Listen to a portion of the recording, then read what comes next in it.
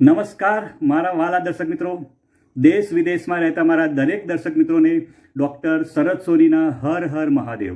મિત્રો, આજના વિડીયોમાં હું તમને એક જબરજસ્ત વાત કહેવાનો છું કે જો તમે ઉપવાસમાં રાજગરોનું સેવન કરો છો અથવા ખાઓ છો અથવા તેના દાણાનો ઉપયોગ કરો છો, એની અંદરથી અલગ અલગ તમે વાનગી બનાવો છો અથવા તમે રાજગરાના લોટનો ઉપયોગ કરો છો અને જો તમે વાનગી બનાવો છો અને જો ખાઓ છો તો એના ઉપર આજે એક વિડીયો બનાવવાનો છે.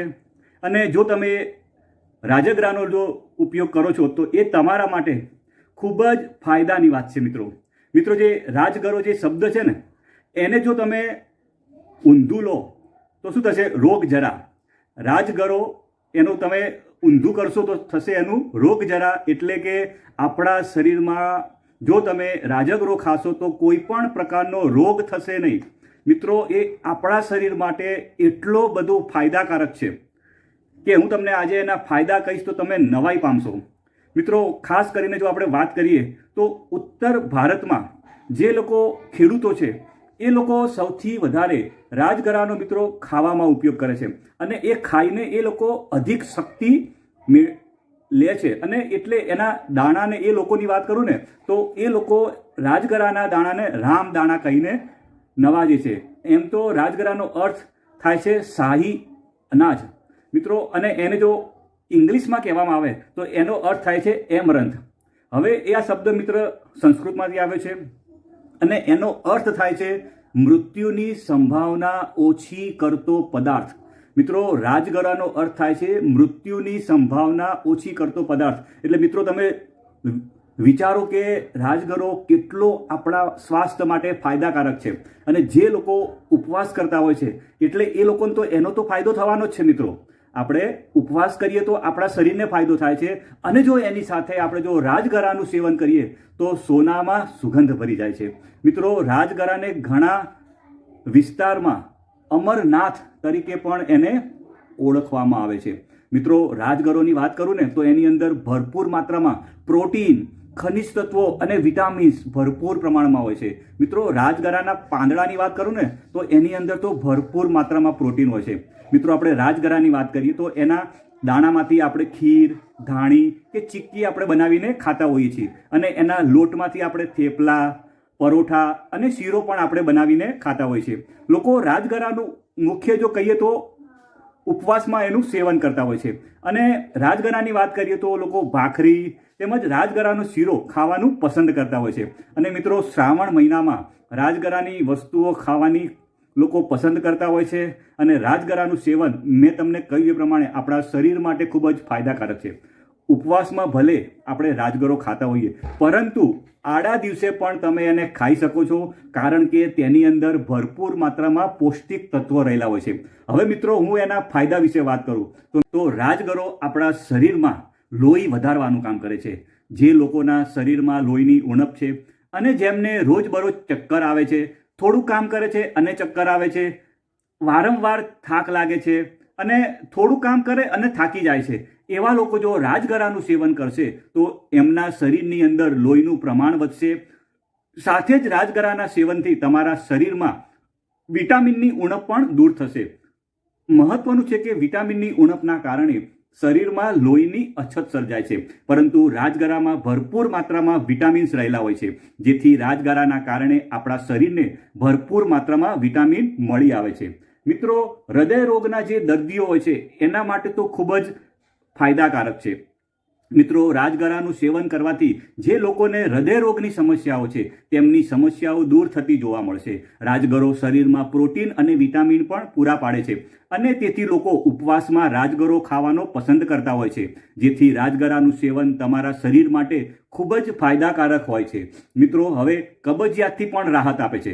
મિત્રો, રાજગરો શરીરમાં ઔષધિ તરીકે કામ કરે છે, જેથી જો તમે રાજગરાનું સેવન કરશો તો તમને કબજિયાત જેવી સમસ્યાથી પણ રાહત મળશે. મહત્વનું છે કે મિત્રો, આજની ભાગદોડ ભરી જિંદગીમાં મોટાભાગના લોકો કબજિયાતની સમસ્યાથી ખૂબ જ પીડાતા હોય છે અને પછી તેમને ડૉક્ટર પાસે દવા લેવા જવું પડે છે, પરંતુ જો તમે રાજગરાનું સેવન કરશો તો કબજિયાતની સમસ્યાથી ચોક્કસ તમને ફાયદો મળશે. મિત્રો, શરદી અને ઉધરસ સામે પણ આપણને રક્ષણ કરે છે. રાજગરાનું સેવન તો ફાયદાકારક છે જ, સાથે જ જો તમે તેને કાચા પાનના રસનું સેવન કરશો તો તમને શરદી ખાંસી સામે પણ રક્ષણ મળશે. સાથે જ જો તમે ખરતા વાળની સમસ્યાથી પરેશાન છો તો તમને રાજગરો એનાથી પણ ફાયદો આપશે. અને મિત્રો, વાત કરું આગળ તો તમને યંગ દેખાવામાં મિત્રો મદદ કરશે. જો તમે લાંબા સમય સુધી જુવાન યંગ દેખાવા માંગો છો તો રાજગરાના સેવનથી તમારી વધતી જતી ઉંમર પણ ઓછી દેખાશે અને તમે લાંબા સમય સુધી જુવાન દેખાશો, કારણ કે તેમાં ભરપૂર માત્રામાં પ્રોટીન અને વિટામિન રહેલા હોય છે, જેના કારણે તમને ફાયદો મળશે. મિત્રો, રાજગરામાં પ્રોટીન અને વિટામિનની સાથે સાથે વાત કરું તો આયરન, મેગ્નેશિયમ, ફોસ્ફરસ, પોટેશિયમ અને એન્ટીઓક્સિડન્ટ રહેલા હોય છે, જેના કારણે આપણા શરીર માટે રાજગરાનું સેવન ખૂબ જ ફાયદાકારક છે. અને સપ્તાહમાં માત્ર એકવાર રાજગરાને તમે જો તમારા ભોજનમાં લેશો તો તમને ઘણા બધા ફાયદા જોવા મળશે. મિત્રો, રાજગરાની વાત કરું તો ઉપવાસમાં આપણે એનો ઉપયોગ કરતા હોઈએ છીએ અને બીમારીઓમાં ઔષધ તરીકે એનો ઉપયોગ થતો હોય છે. રાજગરામાં તમને વાત કરું તો protein, vitamin C, vitamin E, iron, magnesium, phosphorus, potassium, antioxidant મિત્રો ભરપૂર પ્રમાણમાં હોય છે. મિત્રો, એની વાત કરું તમને આગળ તો એમાં પ્રોટીન, જે પ્રોટીન હોય છે, લોકો પ્રોટીન લેવા માટે માંસ તથા માછલીનું સેવન કરતા હોય છે, પરંતુ જો તમે રાજગરાનું સેવન કરીને શરીરમાં પ્રોટીનની પૂર્તિ કરી શકશો અને આપણા શરીરમાં નવી કોશિકાઓનું પણ તમે નિર્માણ કરી શકો છો. મિત્રો, રાજગરાનું સેવન કરવાથી આપણા શરીરની અંદર રોગ પ્રતિકારક શક્તિમાં વધારો થાય છે. રાજગરાનું સેવન કરવાથી આપણા શરીરમાં રોગ પ્રતિકારક શક્તિ થાય છે. એની પાછળનું કારણ છે કે રાજગરામાં ભરપૂર માત્રામાં ઝીંક હોય છે અને ઝીંક શું કામ કરે છે?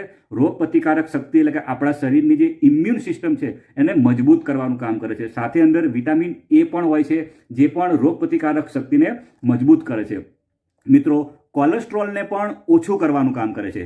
રાજગરામાં ફાઇટોસ્ટ્રોલ હોય છે, જે કોલેસ્ટ્રોલ ઓછું કરવામાં મદદ કરે છે તથા બ્લડ સુગર પણ નિયંત્રિત રાખે છે. બીપી કંટ્રોલ કરવા માટે રાજગરો ખૂબ જ ફાયદાકારક છે તથા હૃદયરોગની બીમારી સામે પણ આપણને રક્ષણ આપે છે. મિત્રો, રાજગરામાં કેલ્શિયમ ભરપૂર માત્રામાં હોય છે, જે શું કરે છે? આપણા હાડકાને મજબૂત કરે છે અને સાથે સાથે આપણા દાંતને પણ મિત્રો મજબૂત કરવાનું કામ કરે છે.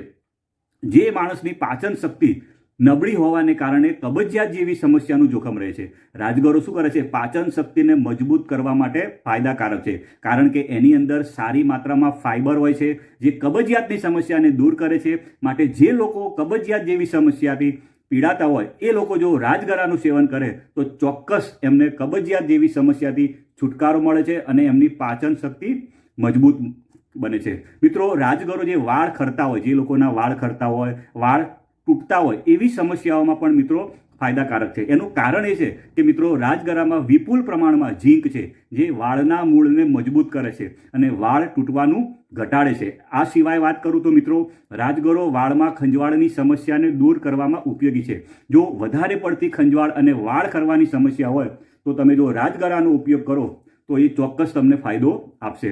મિત્રો, રાજગરાની વાત કરું આગળ તો રાજગરામાં વિટામિન કે પણ ભરપૂર માત્રામાં હોય છે, જે કોલેસ્ટ્રોલનું સ્તર ઘટાડવા માટે ફાયદાકારક છે.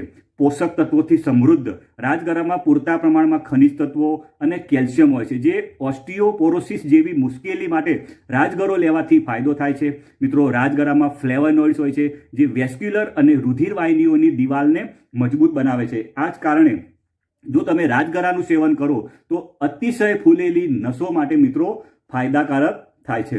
મિત્રો, તમને જે પ્રમાણે કહ્યું આગળ એ પ્રમાણે રાજગરાનું સેવન કરવાને કારણે જે લોકોને હૃદય રોગની સમસ્યાઓ છે તેમની સમસ્યાઓમાં ચોક્કસ એમને ફાયદો મળશે, કારણ કે રાજગરો એક ઔષધ જેવું કામ કરે છે. સાથે જ શરીરમાં પ્રોટીન અને વિટામિન પણ પૂરા પાડે છે અને તે જ કારણે લોકો ઉપવાસમાં રાજગરો ખાવાનું પસંદ કરે છે. રાજગરામાં 75% કાર્બોહાઈડ્રેટ હોય છે અને 25% હાઈ ક્વોલિટી પ્રોટીન હોય છે, જે વજન ઘટાડવામાં બહુ મદદ કરે છે અને આ ડાયાબિટીસના દર્દીઓ માટે પણ સારો ગણવામાં આવે છે, કારણ કે તેમાં કાર્બોહાઈડ્રેટ અને ગ્લાયસેમિક હોય છે, જે બ્લડ સુગર લેવલને જાળવી રાખવામાં મદદ કરે છે. મિત્રો, રાજગરામાં એન્ટીઓક્સિડન્ટ પૂરતા પ્રમાણમાં હોય છે અને આ એન્ટીઓક્સિડન્ટ આપણા શરીરમાં રોગ પ્રતિકારક શક્તિ પૂરી પાડે છે.